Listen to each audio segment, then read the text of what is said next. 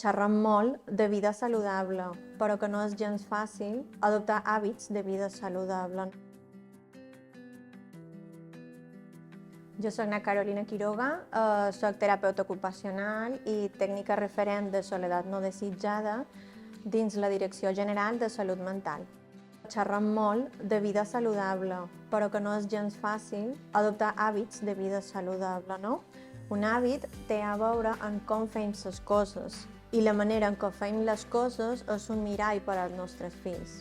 Així que el consell més important que vos puc donar és que posem l'atenció a les nostres rutines diàries. El que fem cada dia és el millor exemple per als nostres fills i no hem de fer coses complicades. Significa coses com fer activitats a l'aire lliure, connectar amb la natura, fer rituals de desconnexió digital abans d'anar a dormir, menjar plegats o fer esports junts, són oportunitats de connexió real.